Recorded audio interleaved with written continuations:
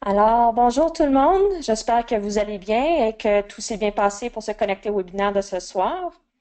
Je m'appelle Michelle Oana et je suis la directrice associée du développement et des communications chez Myelome Canada.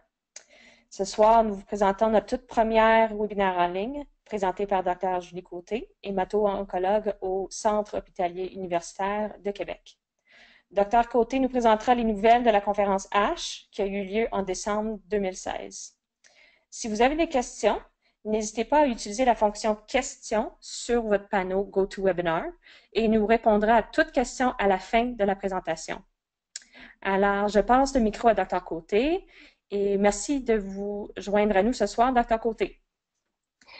Bien, merci beaucoup, Michel. Alors, bonsoir à tous. Je vais juste faire une vérification de son. Alors, Michel, on m'entend bien? Oui, très bien. Parfait. Alors, oui, ça me fait plaisir de vous donner le premier webinaire ce soir. Et le sujet, c'est les nouveautés en myélome multiple. Et comme Michel l'a bien dit, ça a été présenté au congrès de l'ASH en 2016. Et l'ASH, en fait, c'est un gros congrès américain qui a lieu à chaque année au début décembre. Et en fait, les grosses nouveautés dans tous les domaines de l'hématologie y sont présentées, dont le myélome. Alors, il y a beaucoup de sessions. C'est soit par des présentations orales où les gens ont une dizaine de minutes pour nous présenter leurs recherches, ou encore par poster. Donc, c'est vraiment beaucoup d'études et d'innovations qui sont présentées à chaque année.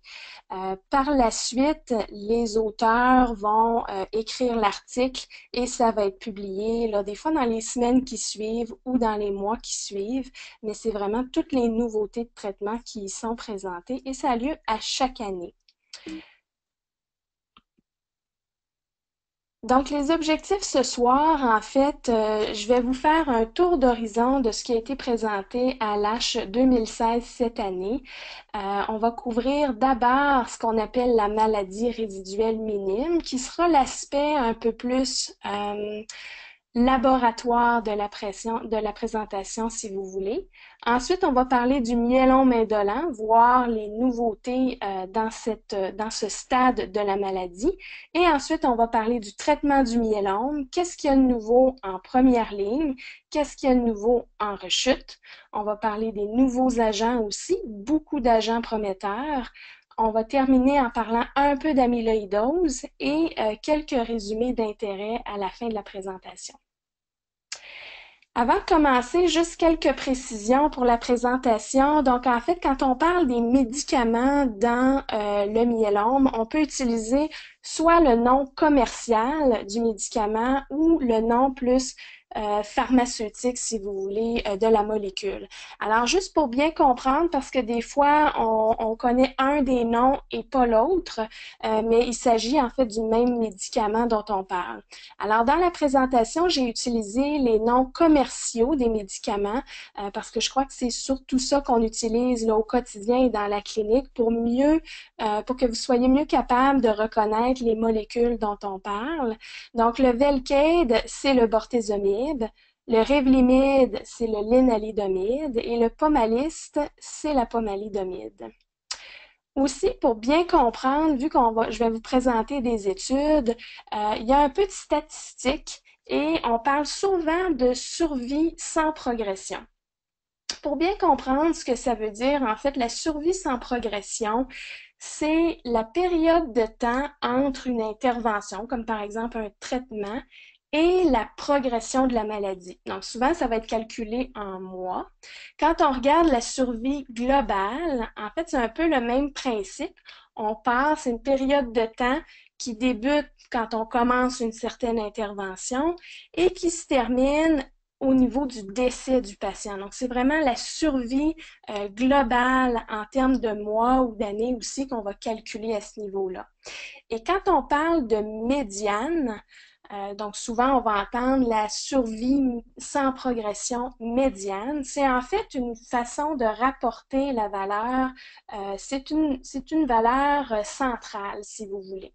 Donc pour simplifier, si je dis j'ai une survie sans progression médiane de 6 mois, Ça veut dire que 50% des patients vont faire moins de 6 mois, 50% des patients vont faire plus de 6 mois.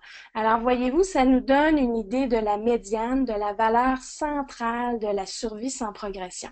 Donc ça, c'est des termes que vous allez entendre au cours de la présentation. Survie sans progression, survie globale et médiane.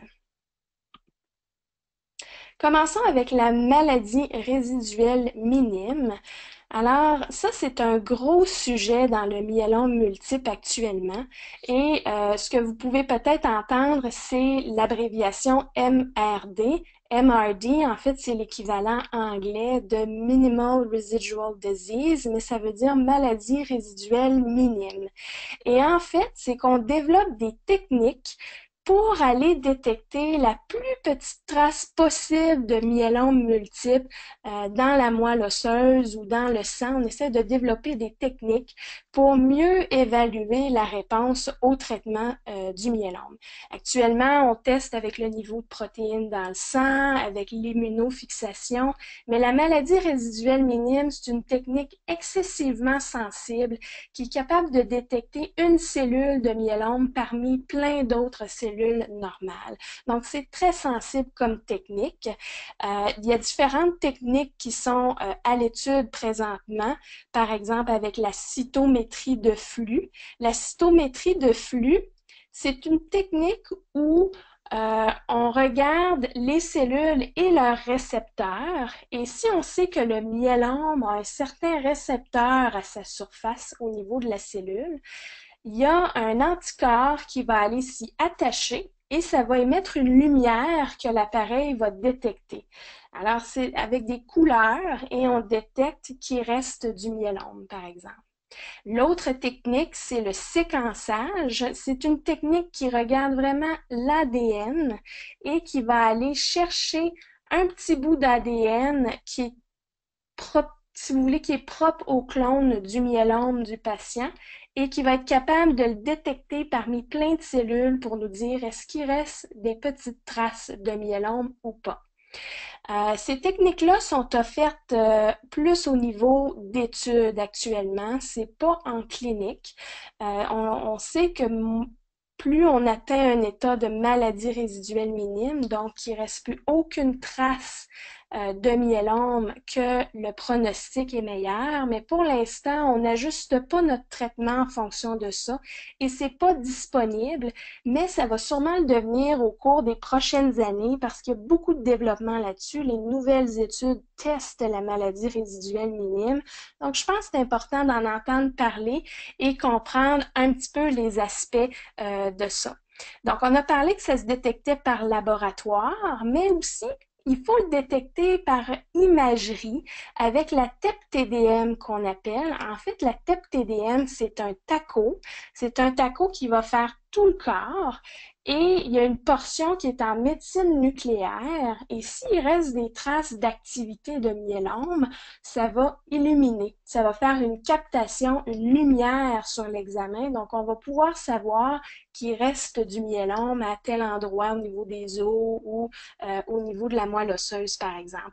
Donc, deux techniques, des techniques moléculaires plus de laboratoire et des techniques plus d'imagerie qui se combinent ensemble pour nous donner la maladie résiduelle minime du myélome.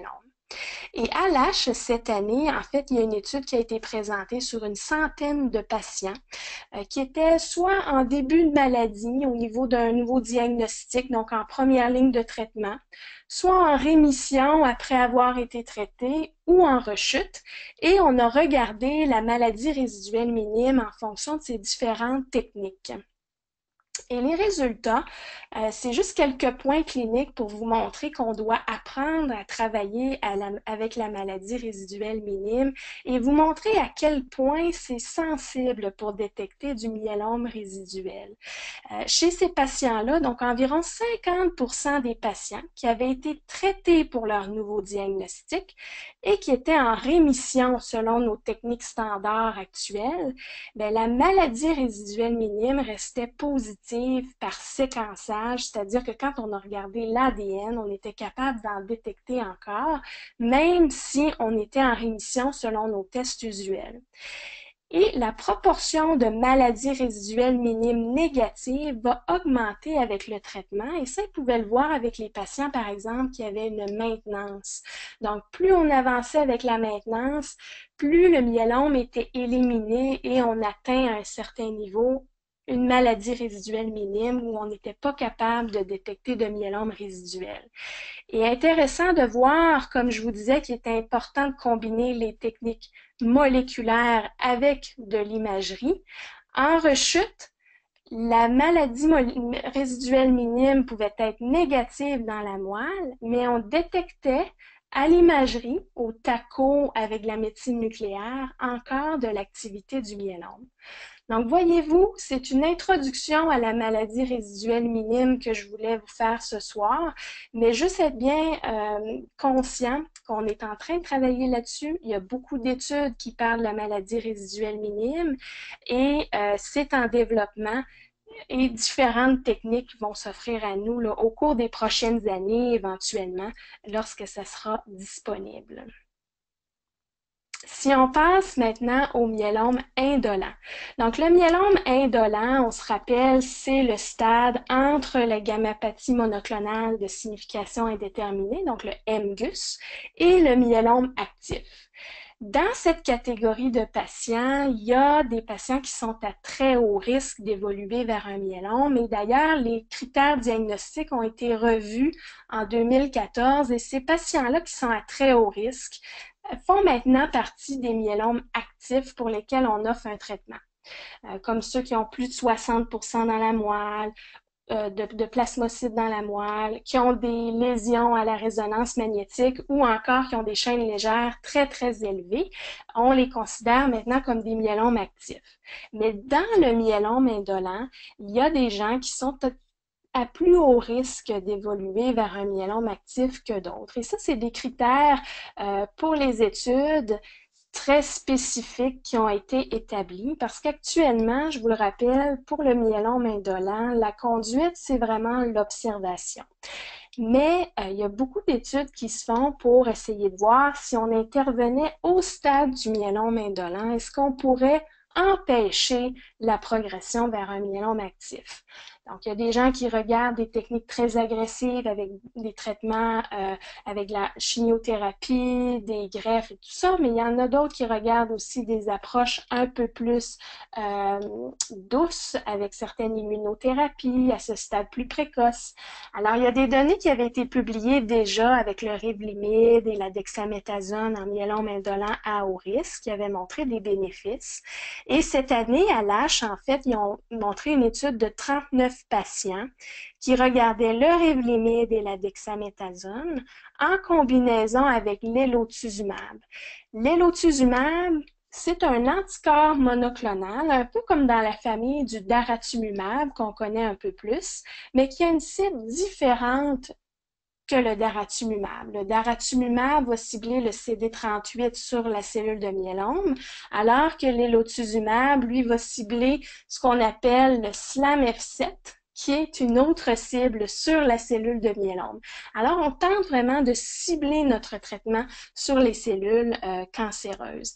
Et ce que ça a démontré, cette approche-là, on avait quand même des bons taux de réponse globale, des bons taux aussi de bénéfices cliniques, c'est-à-dire une maladie stable, une réponse partielle, une très bonne réponse partielle ou une réponse complète, et aucun des patients n'a évolué vers un myélome actif.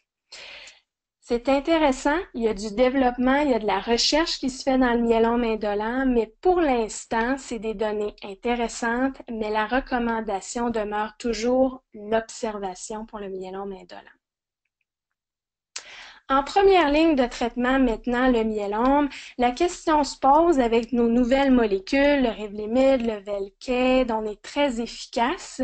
Est-ce que l'autogreffe a toujours sa place en première ligne de traitement? Eh bien, la réponse est oui, et on a de plus en plus de données à cet effet. Je commence à vous présenter une étude qui n'a pas été présentée cette année à l'ASH, mais l'an dernier, à l'ASH 2015. Et je vous la présente parce que ça met la table à deux grandes études qui ont été présentées cette année, qui ont fait beaucoup jaser, une étude européenne et une étude américaine. Elles ont fait jaser, puis vous allez comprendre pourquoi, parce que les résultats de chacune s'opposent. Alors, on va traverser les différents résultats ensemble, mais pour commencer, à l'ASH 2015, cette étude-là a été présentée et c'est une étude qui comparait VRD et à chaque fois que j'ai mis une abréviation, vous avez toujours dans le bas pour vous rapporter aux différentes molécules, aux différents médicaments que ça inclut dans l'abréviation. Donc, VRD, c'est du Velcade, Revlimid, dexaméthasone.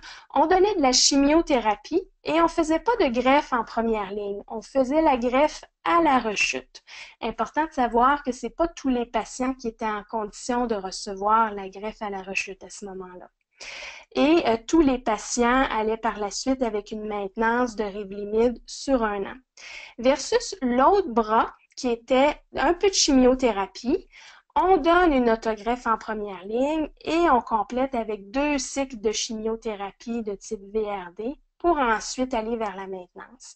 Et le gagnant, c'est le bras avec la greffe en première ligne.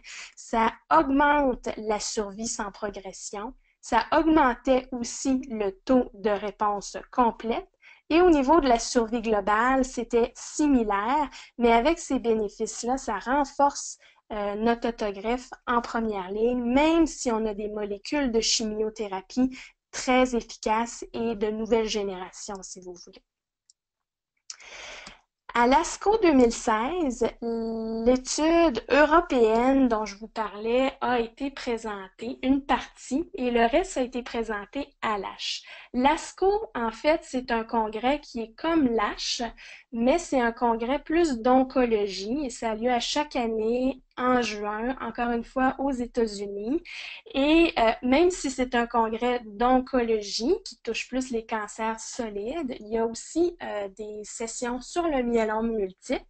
Et cette étude-là, la première partie a été présentée en juin 2016 à l'ASCO. Et ça, c'est l'étude européenne. Et ça, ici, vous avez son nom, ici avec le EMN02.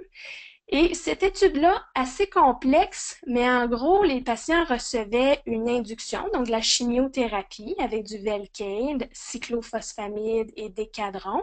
Donc, un peu les mêmes molécules que notre Cybordi qu'on utilise beaucoup, mais à doses différentes.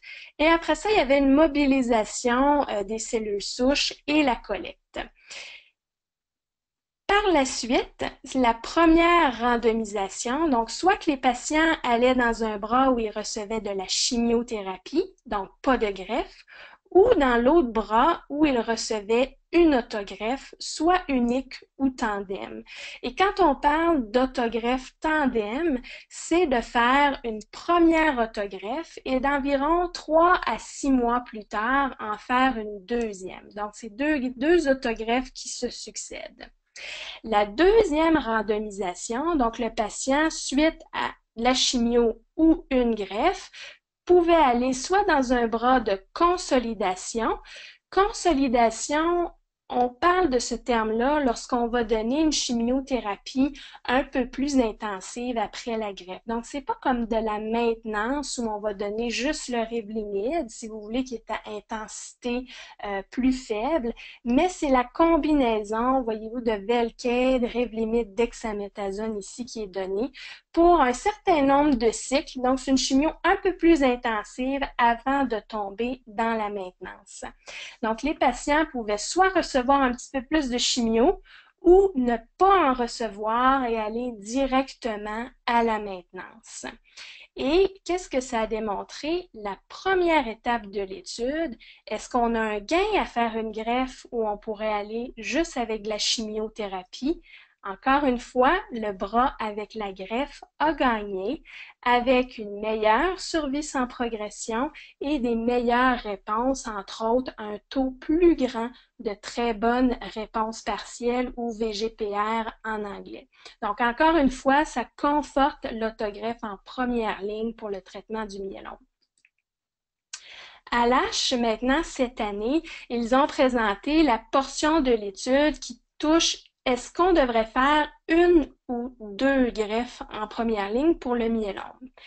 Et les résultats ont donné que la greffe tandem était meilleure qu'une seule greffe. Mais attention, ça a augmenté la survie sans progression et le bénéfice était surtout chez les myélomes à haut risque. Donc, au niveau de la génétique, on avait des facteurs de haut risque. Mais même le présentateur, Dr. Caveau, a bien mentionné que c'est une étude qui a un court suivi, à peu près seulement 2 ans, et il faut attendre un petit peu plus là, de suivi à long terme avant de pouvoir vraiment clairement conclure sur ces résultats, mais les myélomes à haut risque semblaient bénéficier davantage de la double autogreffe en première ligne. Si on regarde maintenant l'autre partie de l'étude, donc la deuxième randomisation, soit est-ce qu'on donne un petit peu plus de chimiothérapie ou pas, et dans cette étude européenne, ça a démontré que de consolider, donc d'aller donner une chimio un petit peu plus forte avant de tomber dans la maintenance, ça augmentait la survie sans progression. C'était la même chose au niveau de la survie globale, qu'on ait eu ou pas de consolidation, mais le bénéfice était surtout chez les myélomes à risque standard, ce qui est un petit peu étonnant parce qu'on pense plutôt que ce serait les myélomes à haut risque qui pourraient bénéficier davantage, d'avoir un petit peu plus de chimio un peu plus forte avant de tomber dans la maintenance. Alors ça, c'est l'étude européenne. Maintenant, passons à l'étude américaine. Et comme je vous dis, ça fait beaucoup de données, mais c'est deux études qui se sont confrontées parce que les résultats ne sont pas les mêmes. Donc ça, c'est une très grosse étude, beaucoup de patients aux États-Unis et tous ont eu une induction, tous étaient éligibles à l'autogreffe. Donc, les patients ont eu une première autogreffe. Ils ont tous eu une greffe. Et par la suite, on pouvait aller sur une maintenance de Revlimid jusqu'à progression, ou on pouvait recevoir de la consolidation, donc la chimio un peu plus forte pour 4 cycles et ensuite aller vers la maintenance, ou encore une deuxième autogreffe. Donc, aller avoir l'autogreffe tandem qu'on appelle avec une première et une deuxième autogreffe, puis ensuite on allait au niveau de la maintenance. Et ce que ça a donné au niveau des résultats, quand on regarde, ils avaient 38 mois de suivi. Et si vous avez les 3 options, une autogreffe, une consolidation ou 2 autogreffes. Et quand on regarde la survie sans progression, on n'a pas de différence. La survie globale, pas de différence non plus. Et au niveau du taux de progression, pas de différence. Donc, au global, les 3 options étaient équivalentes et c'est sûr que le bras avec une seule autogreffe de la maintenance semblait avoir moins de complications parce que c'est sûr qu'une consolidation ou une deuxième autogreffe, il y a plus de risques et d'effets secondaires d'associer. Donc, voyez-vous, c'est l'opposé de l'autre étude. Mais encore une fois, c'est des données pour lesquelles on va attendre l'article qui va être publié probablement sous peu ou au cours des prochains mois pour pouvoir vraiment nous faire notre idée sur ces deux études qui se confrontent. L'autogreffe maintenant, jusqu'à quel âge? Ça aussi, ça a été beaucoup discuté à l'âge cette année, quelques posters, des présentations orales. Avant, on allait jusqu'à 65 ans pour offrir l'autogreffe. Maintenant, on va jusqu'à 70 ans selon les comorbidités, c'est-à-dire selon les maladies autres des gens, si on a des maladies cardiaques ou d'autres conditions, et selon notre statut de performance. Mais ici, vous avez une étude qui a été présentée, c'est une étude rétrospective. Rétrospective voulant dire qu'on a pris des dossiers de patients et de façon rétrospective, on est retourné dans leur dossier pour collecter des informations et voir un peu s'ils ont été greffés ou pas, quelles ont été les complications et tout. Très grosse étude, voyez-vous, 17 000 patients entre 65 et 69 ans, 3 000, presque 4 000 patients plus de 70 ans qui ont été greffés. Et c'était pas tous des myélomes, il y avait d'autres maladies, mais en grande majorité, 62% des patients étaient des patients avec myélome. Et au niveau du taux de complications, qu'on est là en bas de 69 ans ou plus de 70 ans, c'était assez similaire dans les deux groupes. Par contre, c'est sûr que quand on est plus âgé, plus de 70 ans, il y avait plus de mortalité par autre cause que la rechute, plus de rechute aussi et la survie était plus courte. Mais en gros, lorsqu'on regarde l'impact de l'âge, il est surtout important si le patient a un faible statut de performance. Donc, quelqu'un qui va être plus frêle, qui va avoir d'autres maladies. C'est sûr qu'à ce moment-là, l'âge a plus d'impact.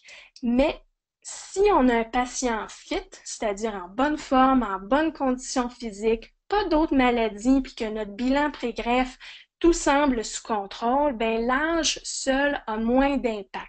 Donc, ça nous conforte aussi dans le fait qu'on offre la greffe jusqu'à 70 ans et parfois on étire un peu l'élastique dépendamment de la condition globale des gens qui devient très importante là, lorsqu'on a proche de 70 ans ou un petit peu plus que 70 ans. La maintenance maintenant. Donc la maintenance, c'est après qu'on ait eu l'autogreffe, on peut offrir une maintenance, maintenant dépendamment de l'accessibilité aussi, mais il y a de plus en plus de données sur la maintenance en post-autogreffe.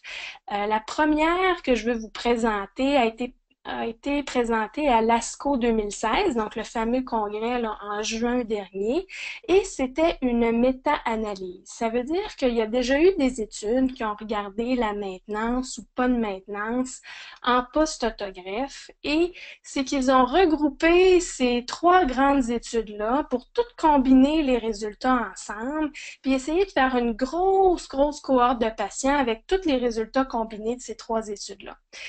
On sait que d'avoir une maintenance, ça va repousser la progression. Donc, ça va augmenter la survie sans progression.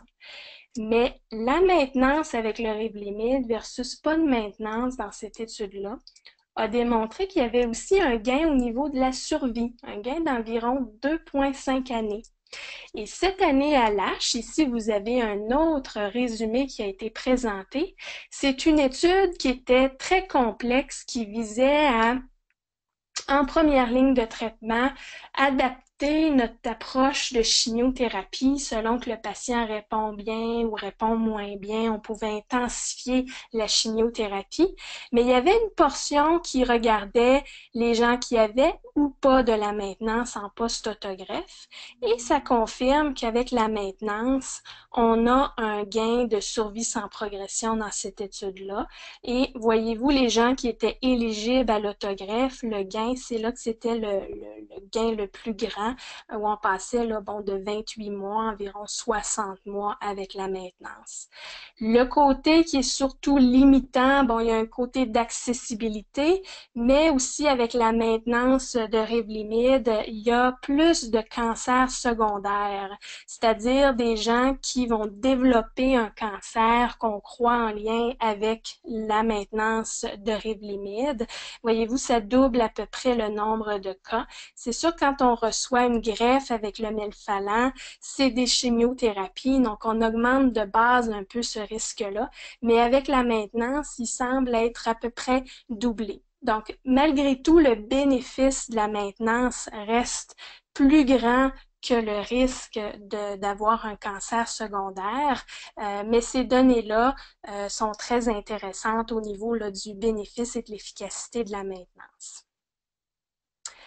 On a donc parlé du patient qui était éligible à la greffe. On a vu que la greffe, oui, ça a toujours sa place en première ligne. On a vu qu'il y avait deux études qui se confrontaient pour est-ce qu'on devrait donner un peu de consolidation ou pas, est-ce qu'on devrait faire une greffe tandem ou pas. Donc ça a été des données. On a parlé aussi de la maintenance. Maintenant, si on regarde les patients qui ne sont pas éligibles à l'autogreffe, donc soit qui sont plus âgés de 70 ans ou qu'on a d'autres maladies qui font en sorte qu'on n'est pas assez en condition pour traverser l'autogreffe.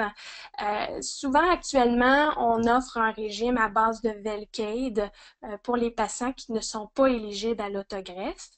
Mais une étude déjà publiée, l'étude FIRST, qu'on appelle, qui est une étude européenne, a testé le Revlimid dexaméthasone en première ligne chez les patients qui n'étaient pas éligibles à l'autogreffe. Ça a déjà été publié, mais cette année, à l'ASH, en fait, ils ont présenté leurs données finales, en fait, l'update là, à 67 mois de suivi. Et c'est une étude qui regardait le Revlimid dexaméthasone, soit qui était pris jusqu'à progression du myélome ou pour un temps limité, à peu près 18 mois là, de traitement, et ensuite on observait les gens, versus le MPT. Le MPT, on ne le donne plus maintenant, mais ça faisait partie des standards de traitement. Maintenant, on va donner plus un régime à base de Velcade, mais le MPT combine du melphalan, de la prednisone et de la thalidomide, qui est un cousin du Revlimid, pour une douzaine de cycles, et ensuite on observe les patients. Et ce que ça a démontré, cette étude-là, c'est que lorsqu'on regarde la survie sans progression ou la survie globale, on a un gain d'aller avec plus le Revlimid et le dexaméthasone en continu que l'ancien régime MPT. Donc ça, c'est un régime tout par la bouche avec le Revlimid en pilule, la dexaméthasone en pilule, très bien toléré. Donc pour les patients non éligibles à l'autogreffe, une option très intéressante. Et lorsqu'on regarde, est-ce qu'on devrait le donner en continu ou juste pour une période limitée de temps, comme à peu près un 18 mois? Eh bien, on sait qu'en le donnant en continu, on repousse davantage la progression. Au niveau de la survie sans progression, c'est plus long. Mais lorsqu'on regarde la survie globale, il n'y avait pas de différence significative là, pour un bras ou l'autre. Les cancers secondaires, encore parce que c'est toujours, lorsqu'on parle du Revlimid, c'est un sujet qui est souvent abordé. Ici, voyez-vous, il n'y avait pas de différence au niveau des cancers solides, comme par exemple cancer du poumon, cancer du côlon. C'était tous un peu la même proportion qu'on ait le MPT, le Revlimid pour un temps restreint ou en continu. Au niveau des cancers hématologiques, par contre, voyez-vous, assez comparable et à faible taux là, dans les bras avec Revlimid, mais le MPT un petit peu plus là, de cancer hématologique, surtout avec la combinaison avec le melphalan. Donc en gros, ça confirme que cette option de Revlimid dexaméthasone est une option très intéressante pour les patients qui sont pas éligibles à l'autogreffe et qu'on obtient des bons résultats. Reste maintenant à l'avoir accessible au Québec, ce qui n'est pas encore le cas, mais qui risque de s'en venir très, très, très bientôt à suivre. Le myélome en rechute maintenant, beaucoup de données dans les dernières années, beaucoup d'études où on combine les médicaments, on essaie d'avoir une meilleure efficacité possible. Cette année, les deux grandes études, c'est Castor et Pollux, donc ça c'est les noms des études, et le but a été de combiner le Velcade dexaméthasone avec le daratumumab dans l'étude Castor, et de combiner le Revlimid dexaméthasone au daratumumab dans l'étude Pollux. Et ça, c'était pour des patients qui avaient eu 1 à 3 lignes de traitement antérieures.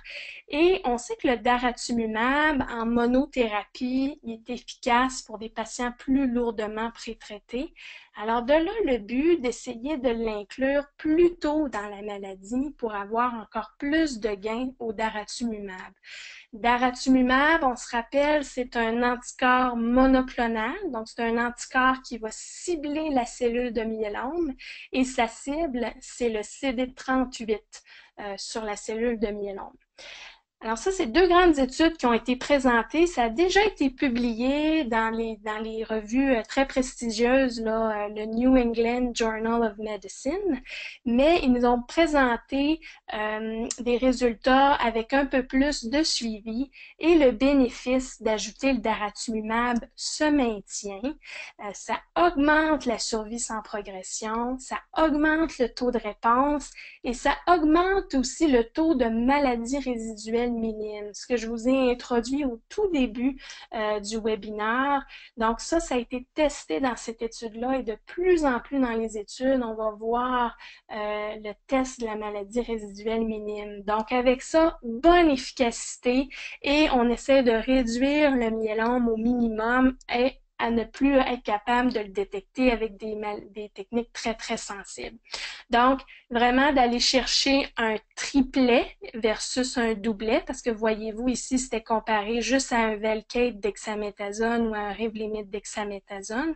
Donc, d'aller ajouter un agent et le daratumumab comme agent, mais ça gagne en efficacité. Je vous ai mis ici une diapo qui reprend un peu toutes les études qui ont paru récemment sur les rechutes lorsqu'on a eu 1 à 3 lignes de traitement antérieures. Vraiment, c'est des développements très intéressants. Voyez-vous, lorsqu'on essaye d'ajouter, par exemple, le carfilzomib, l'ixazomib, vous avez ici une combinaison plus avec le carfilzomib dexaméthasone versus le Velcade. Carfilzomib, en fait, qui est un cousin du Velcade, mais qui est plus puissant. Et vous voyez ici avec l'elotuzumab et le daratumumab. Donc, en combinant toutes ces molécules-là, on gagne vraiment un meilleur taux de réponse, des meilleures réponses complètes et la survie sans progression s'allonge et c'est vraiment le but visé. Donc, je vous ai mis ça juste pour référence parce qu'on peut pas comparer les études entre elles de cette façon-là officiellement parce qu'elles sont toutes un peu différentes, mais ça vous laisse voir, on est rendu avec des taux de réponse dans les 85-90%, des réponses complètes à 25-45% ici. Donc, très, très intéressant, beaucoup de développement. On passe maintenant à la section des nouveaux agents. Dans les nouveaux agents, premièrement, je veux vous parler du sélénexor.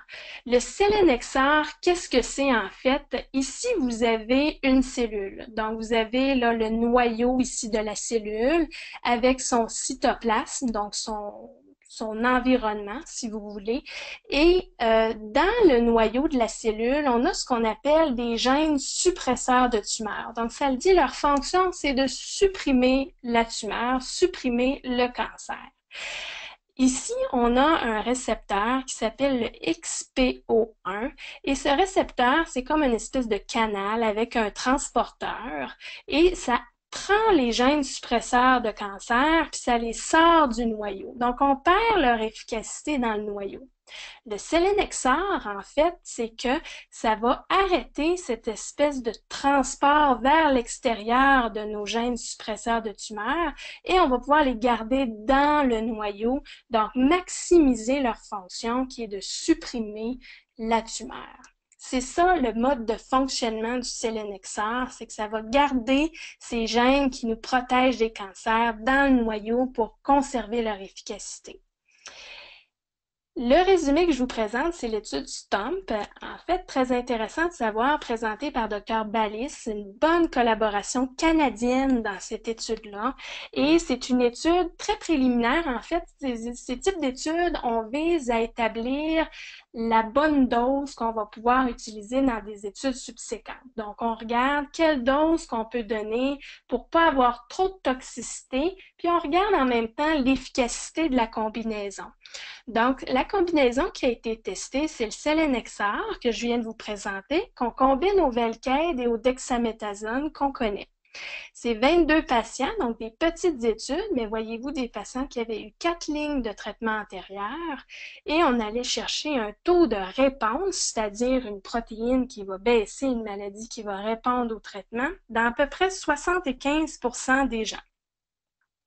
Pour le taux de réponse global, si on était réfractaire Au Velcade, on allait quand même chercher 58% de taux de réponse. Donc, même si on avait progressé sur le Velcade, d'avoir cette combinaison avec le sélénexor nous permettait de gagner quand même en taux de réponse.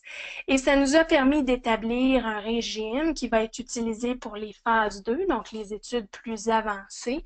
C'est un régime une fois par semaine et les patients qui ont reçu ces doses ont eu un taux de réponse de 100%. C'est 6 patients, c'est peu de patients, mais c'est très prometteur au niveau de ces données. Le sélénexor a aussi été présenté dans l'étude STORM, combiné avec la dexaméthasone, donc juste un doublet, chez des patients réfractaires à nouveau à 4 ou 5 agents. Et encore une fois, on allait chercher 20% de taux de réponse. Et ce qui est intéressant, lorsqu'on regarde les patients avec la délétion 17P, en maladie quand même avancée ici, on avait 23% de taux de réponse. C'est sûr que c'est peu de patients, mais comme je l'ai déjà dit, très intéressant comme données. Ça a été aussi présenté avec encore une fois une collaboration canadienne là, pour cette combinaison-là.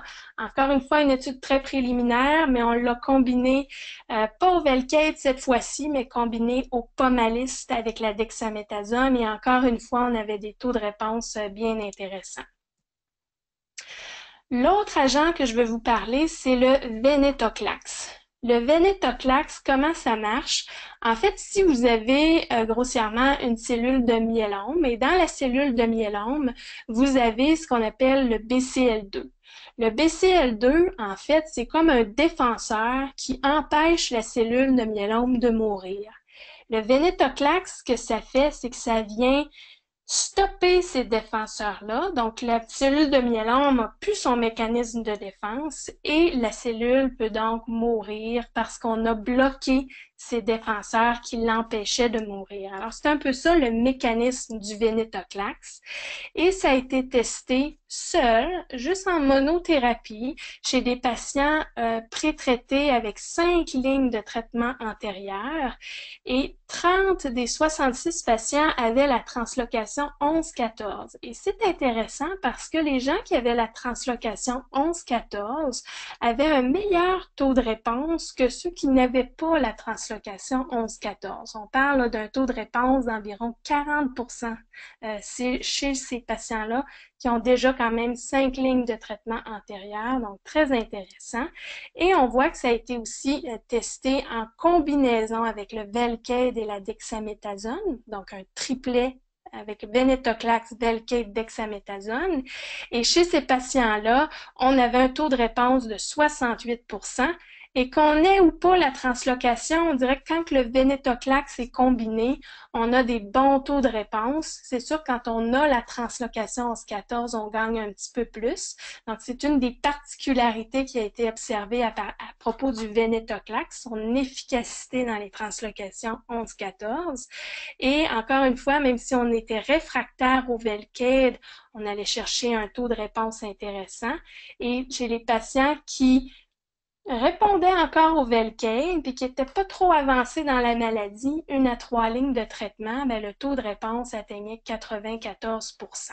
Encore une fois, c'est des études très préliminaires, mais c'est des molécules qu'on va entendre parler dans les années à venir.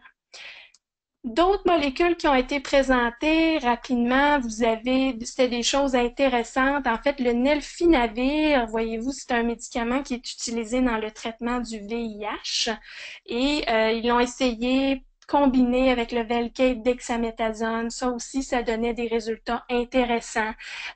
L'anticorps anti-BCMA, qui est conjugué à un agent de chimiothérapie, ça aussi, très intéressant.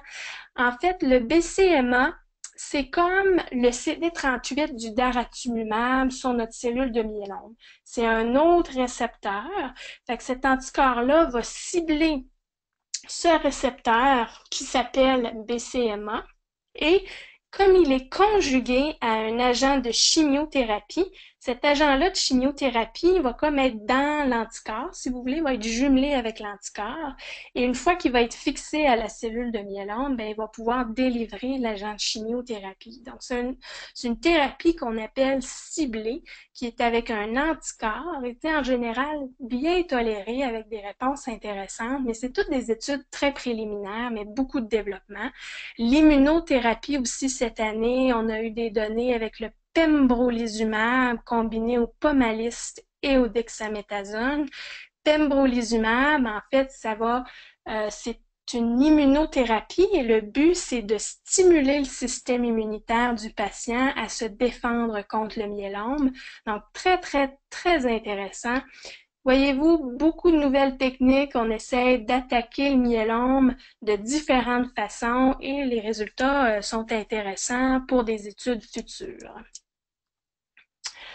Maintenant, passons à l'amyloïdose. L'amyloïdose, je voulais vous présenter ce résumé qui a été présenté en présentation orale parce que on traite en première ligne l'amyloïdose avec un régime à base de Velcade dans la majorité des cas. Oui, on a des données nous montrant que le Velcade est efficace dans l'amyloïdose, mais ici, c'est des données qui vraiment renforcent notre conduite d'utiliser du Velcade en première ligne dans l'amyloïdose.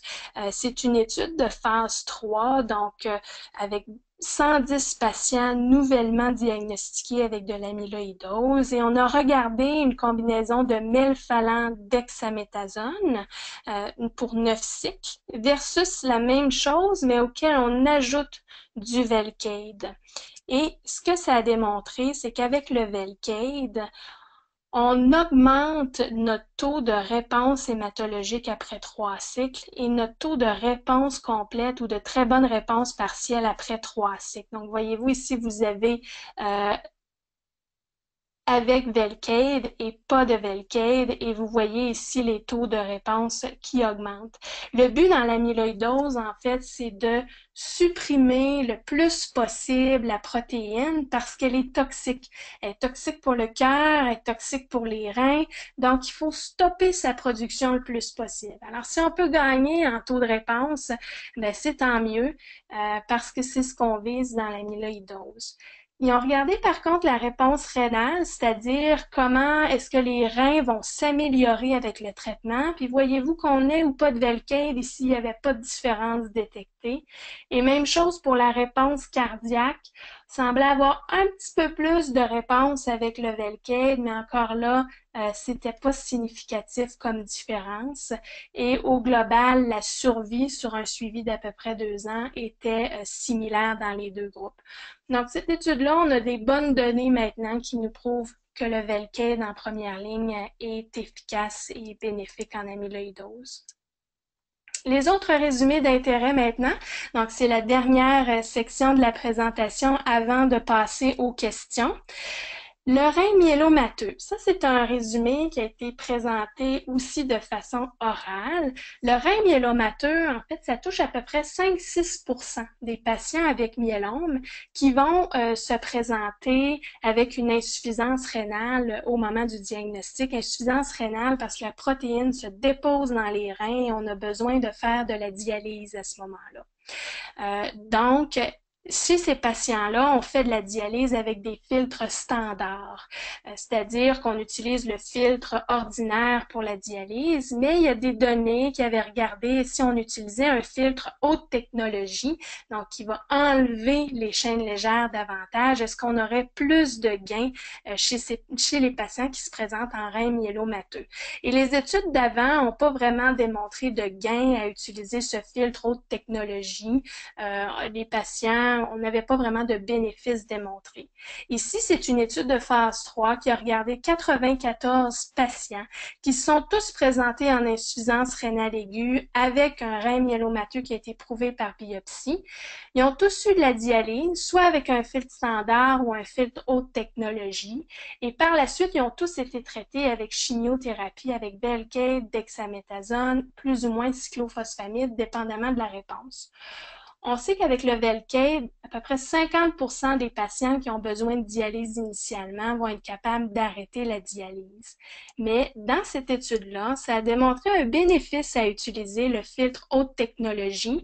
En fait, à 3 mois, il n'y avait pas de différence, mais à 6 mois, il y avait plus d'indépendance de la dialyse là, chez les patients qui avaient eu ce filtre-là. Donc, donnée très intéressante qui vient confronter les données antérieures. Encore une fois, ça va être intéressant de suivre la publication de l'article de ce résumé-là qui a été présenté à l'H. La vertébroplastie. Vertébroplastie, c'est une technique qui, lorsqu'on se présente avec des fractures vertébrales à cause du myélome, c'est une technique en radiologie qui a pour but de réexpansionner la fracture, la vertèbre qui s'est écrasée, dans le but de soulager la douleur. Et ça, c'est un poster qui nous vient du Mexique, qui a regardé 119 patients avec un nouveau diagnostic de myélome et 64 de ces patients-là ont eu une vertébroplastie percutanée et ils ont tous reçu de la radiothérapie, biphosphonate, mais de faire la vertébroplastie, ça améliorait la douleur et ça améliorait le statut de performance des patients. Donc, très intéressant dans les milieux où c'est disponible de pouvoir penser à cette technique lorsqu'on se présente avec une fracture vertébrale qui est très douloureuse. On a des données qui nous montrent que c'est vraiment bénéfique à offrir dans ces situations. Au niveau qualité de vie aussi, on a une étude de 80 patients qui a regardé la qualité de vie une fois qu'on a eu notre traitement pour le myélome et là, on est après le traitement. Et ils ont établi que la douleur avait vraiment un impact négatif sur la fatigue et la qualité de vie et qu'inversement, l'exercice physique avait un impact positif sur la fatigue et la qualité de vie. Donc maintenant, je pense qu'en myélome, il faut avoir une vision globale et d'ensemble et cette étude-là sur la qualité de vie nous montre qu'il faut viser, en plus du traitement et du support, de contrôler la douleur, d'avoir un bon support psychologique pour contrôler la fatigue et un programme d'exercice adapté aussi qui semble bénéfique au niveau de la qualité de vie. Je termine, ici c'est ma dernière diapo avant qu'on passe à la période de questions. C'est des données qui nous viennent des États-Unis. C'est sur la survie en myélome multiple et je trouve ça très positif de voir la survie qui augmente avec toutes nos nouvelles molécules, les nouvelles technologies. Voyez-vous ici, vous avez la probabilité de survie avec les années. En gris, c'est les patients qui n'ont pas de myélome. C'est sûr que lorsqu'on a un myélome, bon, on a une maladie, donc on a une survie un peu plus courte. Mais voyez-vous, au niveau des années 2006-2007, 2010-2012, donc la courbe de survie augmente. Et imaginez, ça c'est 2010-2012, donc 2016-2017, on doit être encore plus haut et on se rapproche. Le but, c'est de se rapprocher de plus en plus d'une survie équivalente à ceux qui n'ont pas de myélome. En conclusion, voyez-vous, on travaille fort. Il y a beaucoup d'études en cours. Il y a beaucoup d'études qui vont venir, des innovations. On essaie toutes sortes de nouvelles molécules. Et les objectifs, tant que les cliniciens que les chercheurs, on vise vraiment d'avoir un meilleur contrôle de la maladie, de balancer l'efficacité de nos traitements avec la toxicité, puis d'avoir une belle qualité de vie optimale. Donc vraiment, il y a de l'espoir. Et à nouveau, vous avez vu ce qui a été présenté à l'H 2016 cette année. Alors maintenant, on va prendre les questions. Alors, merci beaucoup, Docteur Côté. Je pense qu'on est tous d'accord que c'était une présentation très informative. Alors, on va prendre quelques instants pour prendre les questions. J'en ai pas pour l'instant, fait qu'on va garder juste peut-être quelques minutes pour que les gens aient le temps de taper les questions. Juste pour vous rappeler, pour poser une question sur votre panneau GoToWebinar, il y a une petite section en bas marquée questions. Fait que vous pouvez taper la question là, puis moi je vais recevoir les questions, puis je vais pouvoir lire la question à Docteur Côté.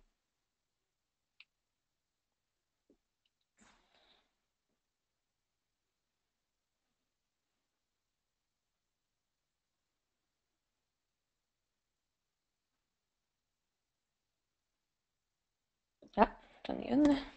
Bon. Ah, c'était plus un commentaire.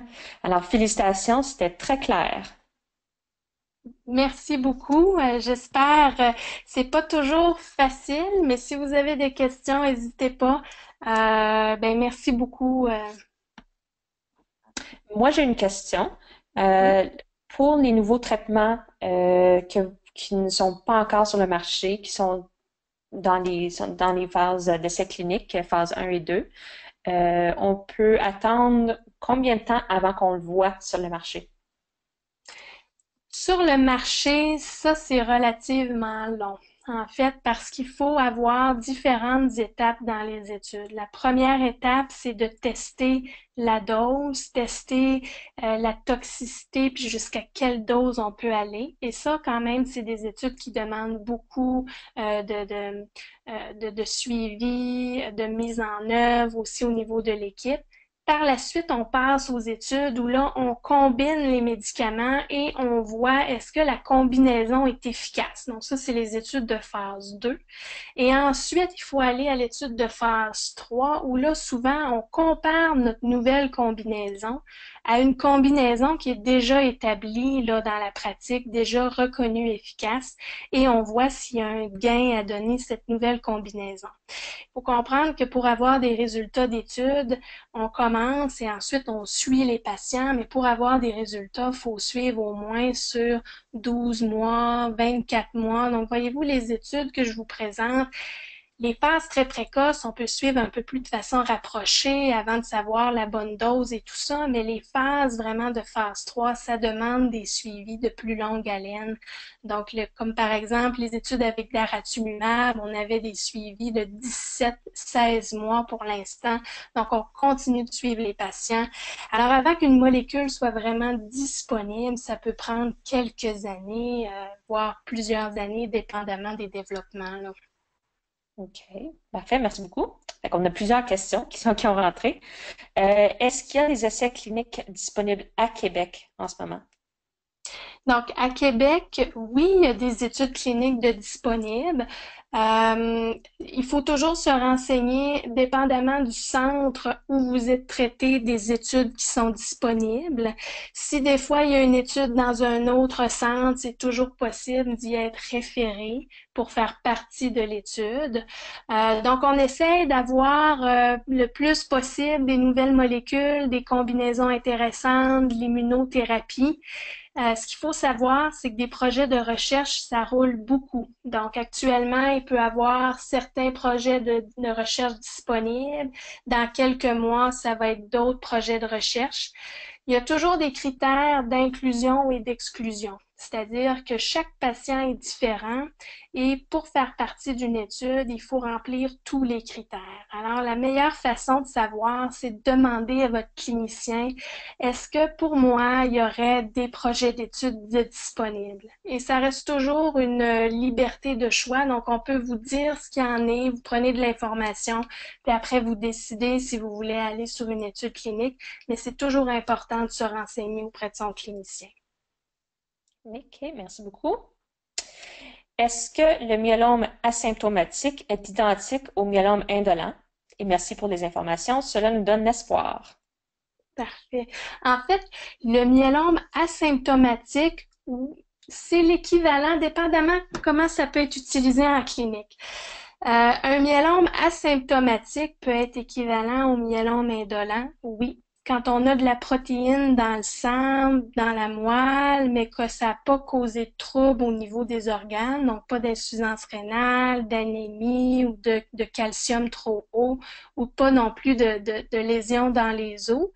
Donc souvent, c'est là qu'on va l'utiliser, le terme myélome asymptomatique, c'est-à-dire un suivi parce qu'on est au stade indolent, c'est-à-dire que ça cause pas de trouble, mais on a besoin d'être suivi de proche. Des fois, lorsqu'on a été traité, puis ensuite on est entré en rémission, des fois la protéine peut s'élever un petit peu au suivi, mais on dit qu'on est asymptomatique à ce moment-là parce qu'on n'a pas d'évidence encore que ça cause du trouble. Donc, ça peut être deux situations où je peux voir le mot myélome asymptomatique d'utiliser, mais en général, ça va équivaloir au stade de myélome indolent. Super. Ensuite, Est-ce que la oh, c'est difficile à prononcer, vertébroplastie est la même chose qu'un kyphoplastie? Oui, c'est peut-être moi je pense que c'est la même chose, vertébroplastie, kyphoplastie. Il y a peut-être une petite différence technique au niveau de la technique en soi en radiologie, mais les deux visent à réexpandre la fracture avec un ciment qu'ils vont mettre au niveau là, de la vertèbre qui est fracturée. Donc oui, c'est l'équivalent. Super. Alors, que signifie le 11-14? Donc, la translocation 11-14, en fait, c'est que vous avez des chromosomes. On a des chromosomes et chaque chromosome porte un numéro. Et translocation veut dire qu'il y a un bout du chromosome qui est allé, d'un chromosome qui est allé sur l'autre. Donc, si vous avez là, mettez les deux chromosomes côte à côte, par exemple le 11 et le 14, il y a eu un échange de matériel. Donc, il y a eu une translocation entre le chromosome 11 et le chromosome 14. Un peu la même chose quand on parle des translocations. Vous en avez d'autres en myélome, là, les translocations 4-14, 14-16. C'est le même principe, donc c'est au niveau de la génétique du myélome. OK, parfait. Quel choix a-t-on si réfractaire au Revlimid et Velcade, très toxique pour les poumons? Question. Je suis pas sûre de bien comprendre la toxicité au niveau des poumons. C'est ça, c'est juste marqué. Quel choix a-t-on si réfractaire au Revlimid et au Velcade? Est-ce que OK. c'est très toxique pour les poumons? OK. Peut-être que je vais Euh, te demander de peut-être remettre la question de nouveau. Donc, c'est sûr que voyez-vous, lorsqu'on a en tout cas, quand on est réfractaire au Velcade et au Revlimid, actuellement, ça dépend, on peut toujours regarder au niveau des études, des projets de recherche. Il y a le pomalidomide aussi qui est disponible, qui est un cousin du Revlimid. Il y a différentes combinaisons qu'on peut faire.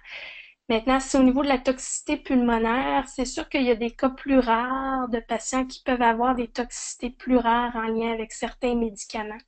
Donc ça dépend un peu de l'histoire de chacun, là. Je peux pas répondre davantage là, sur cette question.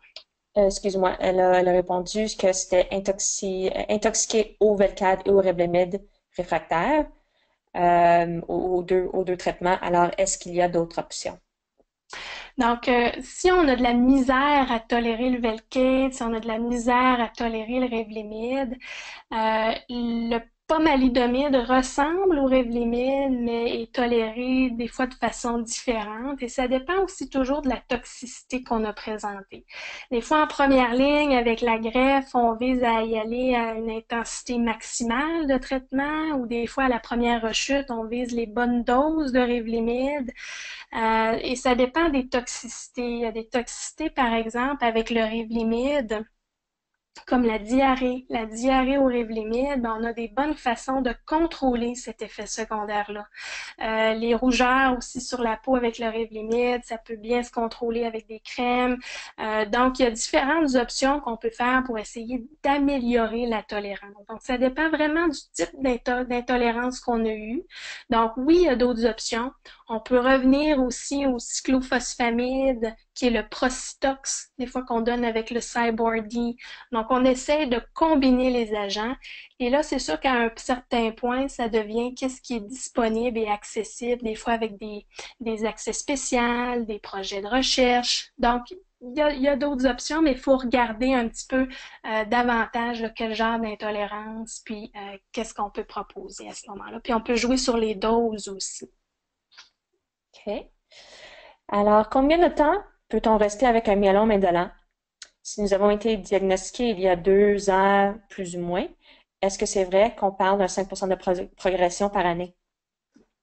Donc, en fait, on sait que au début, quand on diagnostique le myélome indolent, c'est sûr on n'a pas d'idée de la vitesse à laquelle il peut progresser. Donc, c'est pour ça qu'au début, on suit les gens plus rapprochés et le risque de progresser vers un myélome actif est plus grand dans les premières années où on diagnostique le myélome indolent.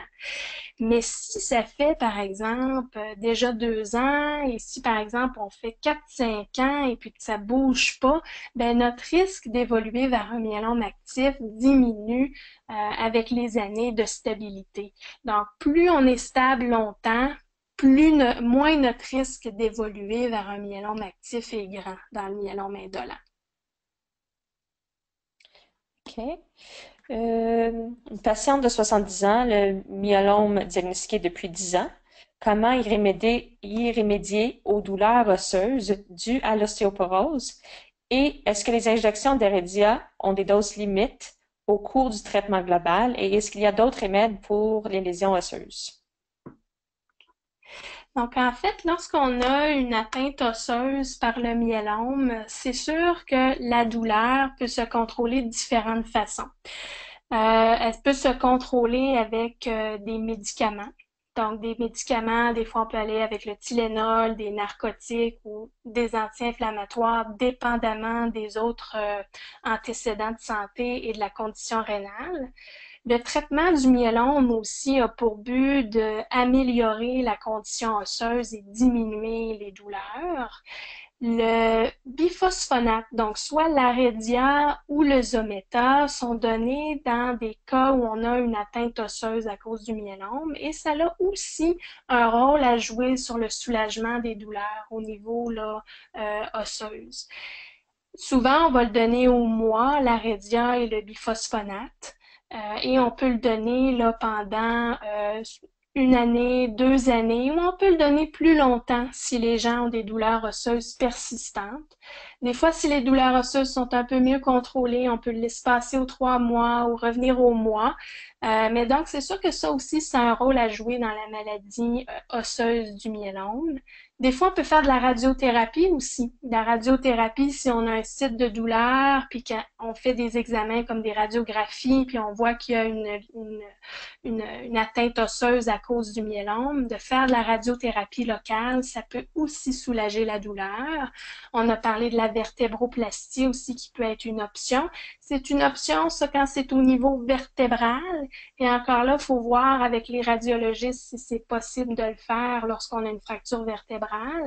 Et donc, je vous dirais que c'est de combiner l'approche au niveau médicaments, contrôle de la maladie, biphosphonate, soit l'Aredia ou le Zometa, avec peut-être de la radiothérapie ou de la vertébroplastie, et conserver une bonne qualité de vie là, où on est capable de fonctionner au quotidien. Là.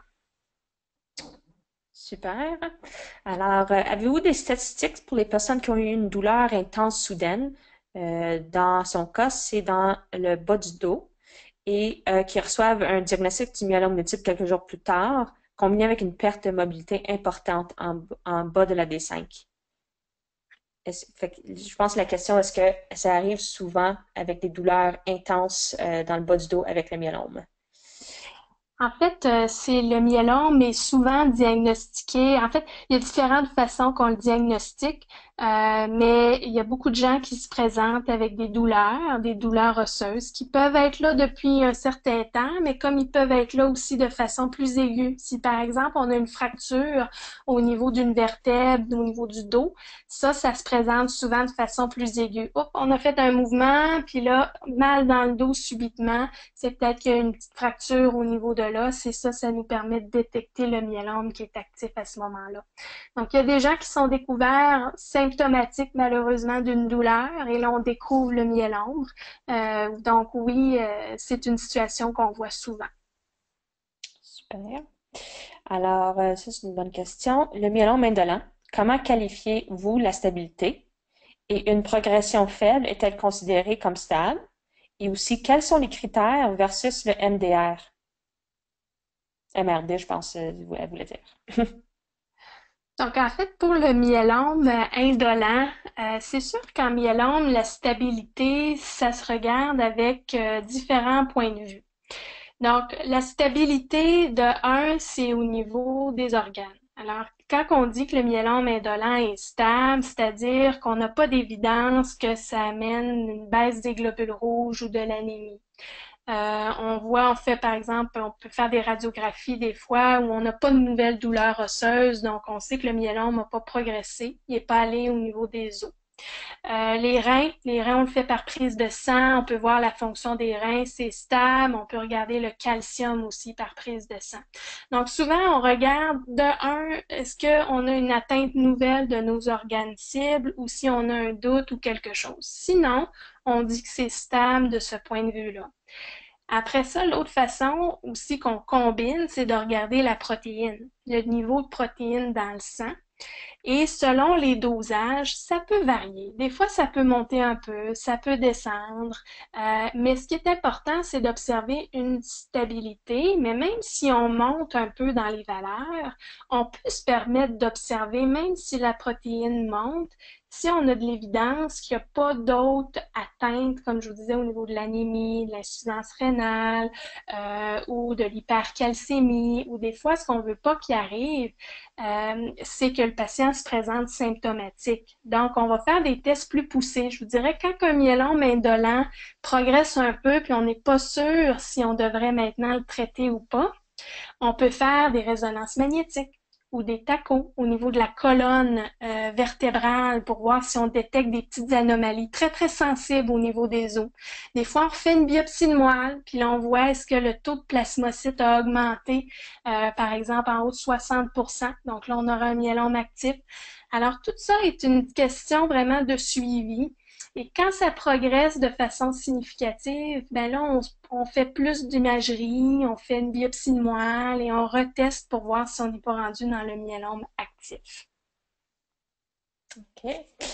Alors, si on a myélome à haut risque anomalie cytogénétique, c'est-à-dire le 14-16, est-ce qu'on peut rester myélome indolent? En fait, la translocation 14-16, c'est sûr que lorsqu'on a un myélome indolent, qu'on aurait une délétion 17p, la 4-14 ou la 14-16, qui sont des anomalies génétiques à plus haut risque lorsqu'on a un myélome actif, c'est sûr que je vous dirais, ça dépend. Il y a des gens qui vont faire longtemps, puis même s'ils ont des anomalies de haut risque, ils progresseront pas, ils vont faire plusieurs années stables. Alors qu'il y en a d'autres qui vont progresser plus rapidement.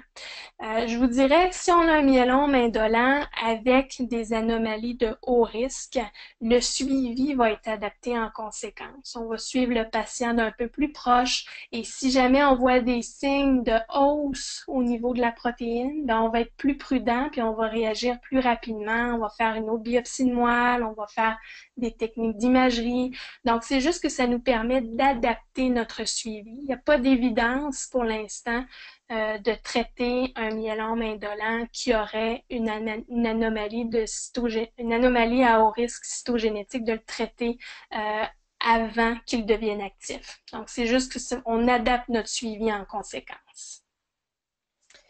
Alors, je suis en rechute.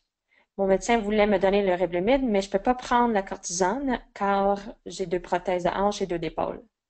Alors, le RAMQ ne veut pas payer comme médicament de compassion. Est-ce que le Revlimid seul est-il efficace? Le Revlimid seul, en fait, c'est sûr que chaque situation et chaque patient est unique. Donc, c'est sûr que je peux répondre plus de façon globale, mais en fait, actuellement, le Revlimid seul, on l'utilise surtout si disponible. On pourrait l'utiliser en maintenance après l'autogreffe. Lorsqu'on a une rechute de myélome, en général, on aime combiner deux ou trois médicaments ensemble. Donc, souvent, on va y aller avec la dexaméthasone et le Revlimid ou un autre agent. Des fois, on va y aller en triplet. Donc, ça, c'est très variable. Donc, le Revlimid seul oui, a une efficacité, mais c'est sûr que lorsqu'on le combine, l'efficacité est meilleure. Et je vous dirais qu'en rechute ou le Revlimid a été étudié en combinaison avec la dexaméthasone. Alors que le Revlimid seul, où il a été étudié, c'est en maintenance post-autogreffe. Ceci étant dit, chaque situation est différente, chaque patient a ses particularités. Donc, c'est sûr qu'on essaye des fois de modifier l'approche selon les problèmes autres du patient. Donc, pour ça, c'est une question un petit peu plus personnelle, donc plus difficile un peu pour moi d'y répondre sans connaître le dossier complet. Mais je vous dirais que c'est important d'adapter notre approche à chaque patient. OK. Alors, une dernière question. Est-ce qu'il y a des études sur les effets de la curcumine pour prévenir la progression du myélome multiple? Donc, à ce niveau-là, je n'ai rien vu à l'H 2016 par rapport à ça. Il y a certaines données qui sortent des fois sur bon les médicaments comme les bêta-bloqueurs. Il y avait un petit résumé à l'H. Des fois, les médicaments... Les bêta-bloqueurs, en fait, c'est un médicament pour des fois qu'on peut prendre pour la pression ou pour des problèmes cardiaques. Comme de quoi, bon, est-ce que ça a un impact sur l'évolution de la maladie ou bon, mais il y a différentes études, mais je vous dirais que pour l'instant, au niveau de tout ce qui est produits naturels ou autres, comme le curcumin et tout ça, il y a pas d'évidence que on a un bénéfice clairement démontré. Ceci étant dit, ce qui est important lorsqu'on prend des produits naturels, c'est de le mentionner à l'équipe, mentionner à notre médecin, mentionner au pharmacien. Euh, on n'est pas contre, mais en fait, on veut juste être bien au courant parce que des fois, il y a des produits naturels qui peuvent interagir avec la chimiothérapie qu'on donne, qui peuvent modifier la toxicité. Alors, c'est important qu'on soit au courant pour vous dire, ben oui, celui-là, il n'y a pas de problème, le produit naturel, vous pouvez le continuer avec notre chimiothérapie ou, ah, celui-là, il faudrait le cesser pendant nos traitements parce qu'on n'est pas sûr si ça peut pas interagir puis causer plus de toxicité avec notre chimiothérapie. Donc, pas d'évidence que je peux vous dire clairement qu'il y a un bénéfice avec le curcumin, mais je vous recommande de le mentionner au pharmacien et à votre équipe pour être sûr qu'il n'y a pas d'interaction avec vos autres médicaments. Super. Alors, c'est la conclusion des questions et de notre présentation pour ce soir. Je vous remercie encore, Dr. Côté, de vous joindre à nous ce soir. C'était très, très, très informatif. Je pense que tous les patients, les aidants naturels qui se sont assistés ce soir, ont trouvé ça très, très, très, très intéressant. Merci beaucoup, ça a été un plaisir. Alors, bonne soirée tout le monde.